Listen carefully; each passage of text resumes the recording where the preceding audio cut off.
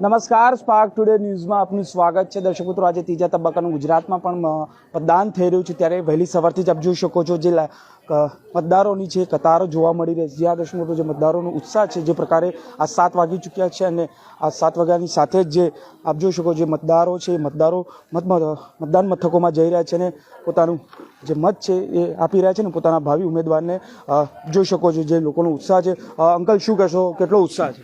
જબરજસ્ત ઉત્સાહ યાર, વિન.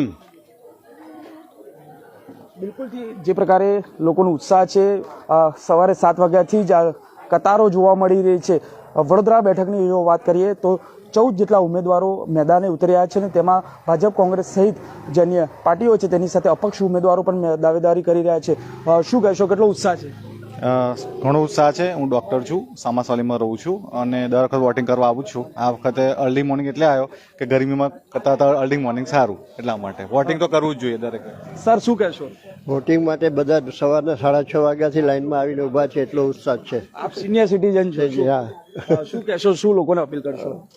શાંતિથી મતદાન કરવાનું, પોતાનો જે અધિકાર છે એનો ઉપયોગ કરવાનો. બિલકુલ, લોકોનો પોતાનો જે અધિકાર છે અધિકાર આપવો જોઈએ. આપ જોઈ શકો જે મતદાન મથકો છે, મતદાન મથકોની બહાર જ આ લાંબી કતારો જોવા મળી રહી. સાથે મતદારો છે અહીંયા મથકે પહોંચી ચૂક્યા છે અને અહીંયા તેઓ આ પોતાનું મતદાન કરવા અહીંયા આવી પહોંચ્યા છે. ખાસ કરીને 7 વાગ્યાથી જ્યારે મતદાનની શરૂઆત થઈ ચૂકી છે ત્યારે આ જે પ્રકારે જોઈ શકો છો આ જે મતદારો છે એ અહીંયા મતદાન મથકો પર આવી પહોંચ્યા છે અને સવારથી જે 7 વાગ્યાની સાથે જ જે લોકોનો ઉત્સાહ છે તે જોવા મળી રહ્યો છે. આ લાંબી કતારો અહીંયા જોવા મળી રહી છે અને ખાસ કરીને જ્યારે વાત કરીએ તો વડોદરા બેઠક પર 19 લાખ કરતાં મતદારો અહીંયા મતદાન કરવાના છે, ત્યારે મહિલાઓ પણ અહીંયા ઉપસ્થિત છે. મહિલાઓ સાથે પણ વાત કરવાનો પ્રયત્ન કરશું. બેન, શું કહેશો, કેટલો ઉત્સાહ છે? ઘણો ઉત્સાહ છે. હા, એટલે તો વહેલી સવારે આવી ગયા. હજુ ચા પાણી પણ નથી કર્યા. એટલે પહેલા મોદીજીએ કીધું છે ને, પહેલા મતદાન પછી જલપાન. બિલકુલ, પહેલા મતદાન પછી જલપાન. શું કહેશો બેન, કેટલો ઉત્સાહ છે? ખૂબ જ ઉત્સાહ છે, એટલા માટે જ વહેલા આવી ગયા છે.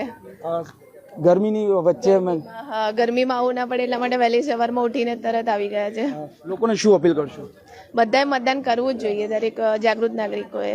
બિલકુલ, જાગૃત નાગરિક તરીકે પોતાનો મતદાન કરવું છે. તમામ જોઈ શકો છો જે પ્રકારે લાંબી કતારો જોવા મળી રહી છે. એટલે લોકો જાગૃત છે ને વહેલી સવારથી જ્યારે 7 વાગ્યાની સાથે જ્યારે મતદાનની શરૂઆત થઈ છે ત્યારે આ તમામ લોકો મતદાન કરવા અહીંયા પહોંચ્યા છે ને જે પ્રકારે મહિલાઓ સહિત જે પુરુષોની પણ લાંબી કતારો અહીંયા જોવા મળી રહી છે અને દરેક મતદાન મથક પર આ કતારો જોવા મળી રહી છે. 40થી વધારે ડિગ્રીની વચ્ચે જ્યારે બપોરથી પછી જ્યારે ગરમીની જે શરૂઆત થશે, હીટવેવની જે આગાહી છે એ હીટવેવની આગાહી વચ્ચે આ તમામ જે મતદારો છે અહીંયા આવી પહોંચ્યા છે. લોકો જે ઉત્સાહ છે, ઉત્સાહની સાથે પોતાનો મત અહીંયા આપી રહ્યા છે ને પોતાના આ જે પ્રકારે આપ જોઈ શકો છો અહીંયાથી તમામ જે મતદાર છે તે અહીંયા મતદાન મથકો પર આવી પહોંચ્યા છે અને પોતાનું મતદાન કરી રહ્યા છે. એટલે કે લોકો ઉત્સાહની સાથે આ પોતાનું જે પોતાનો ભાવિ ઉમેદવાર અને તેઓ મત આપી રહ્યા છે. વાઘોડિયા વિધાનસભાની વાત કરીએ તો ત્યાં પેટા ચૂંટણી છે, સાથે લોકસભાની વાત કરીએ તો સામાન્ય ચૂંટણીની અંદર સીધા 14 લોકો ઉમેદવારો છે. ત્યાં હરીફ ઉમેદવારો તમામ લોકો મેદાને ઉતર્યા છે. 19 લાખ કરતાં વધુ મતદારો પોતાનો મત આપવાના છે. અને પોલીસ બંદોબસ્તની વાત કરીએ તો પોલીસ બંદોબસ્ત પણ અહીંયા આપ જોઈ શકો છો. આ તમામ જે મતદારો છે અહીંયા મતદાન આપીને તેઓ બહાર નીકળી રહ્યા છે. તમામ લોકો અહીંયા મતદાન આપવા સાથે જ અહીંયા બહાર નીકળ્યા છે અને આજે જે પ્રકારે લોકોનો ઉત્સાહ છે આપ જોઈ શકો. શું કહેશો અંકલ, વહેલી સવારે જ મતદાન કર્યું છે? મતદાન કરો બધા અને દેશના સારા વિકાસ માટે મતદાન કરો, જરૂરથી મતદાન કરો. શું લોકોને અપીલ કરશો? દેશની સુરક્ષા માટે અને દેશના સારા ભવિષ્ય માટે અને ઘડતર માટે મતદાન કરો. બિલકુલ, દેશના ઘડતર માટે મતદાન કરો, દેશના ભવિષ્ય માટે મતદાન કરો. લોકશાહીનો મહાપર્વ છે ત્યારે જે પ્રકારે આ લોકોમાં ઉત્સાહની સાથે આપ જોઈ શકો છો લાંબી કતારો જોવા મળી રહી છે. જ્યાં જુઓ ત્યાં જે મતદારો છે, મતદારો પોતાનું મત આપવા માટે મતદાન મથકો પર પહોંચ્યા છે.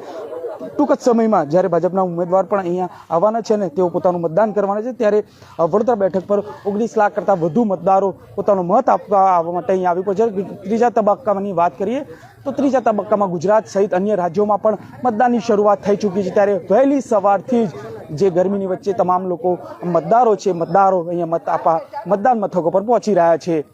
કેમેરામેન ગૌતમની સાથે Surat Solanki, spark today news, Vadodara.